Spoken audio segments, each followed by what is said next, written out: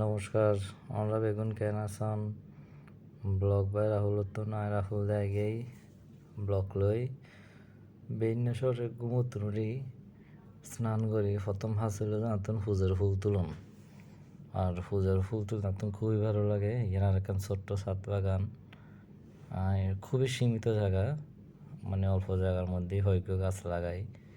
এই যেমন নীলকণ্ঠ ফুল গাছ খুব সুন্দর করে ফুটে, কেউ আবার অপরাজিতা হয়, এবার মধ্যে আবার সাদা গো আছে।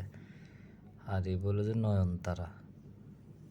নয়নতারা ফুল এও ফুটে, হম্ন ফুটে যত্নকরণ করে আর কি, যতটুকু সময় পারি যত্ন করি।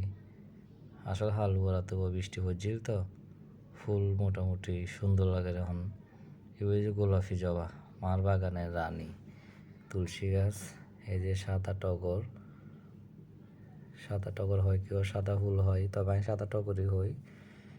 এও ফুটে মোটামুটি পুজো দিতে পারি ঠাকুরের। ওই যে লাল জবা অনের 500 এরকম ফুটে, তবে প্রত্যেকদিন 500 না ফুটে, 2-3 রকম ফুটে, তবে আজ বেশি ফুটতে। এবার যে ঝুমকো ফুল বা কেউ রঙ্গন ফুল হয়, এবার ফুটে যে হলিক। এবার যে হলুদ জবা, এবার একদম নতুন গাছ। আর এবার যে সাদা কাঞ্চন ফুল আমার খুব পছন্দ, সাদা কাঞ্চন ফুল এই তো খুব সুন্দর গাছ। এবার জবা ফুল গাছ ফুল না ফুটে, এবার ফুল তোলা শেষ, আর ফুল রেডি করে ফেলাই। এখন বুঝে দিম কেন লাগে আমরা বেগুন কমেন্ট করে জানাবেন। ভালো থাকিবেন বেগুন।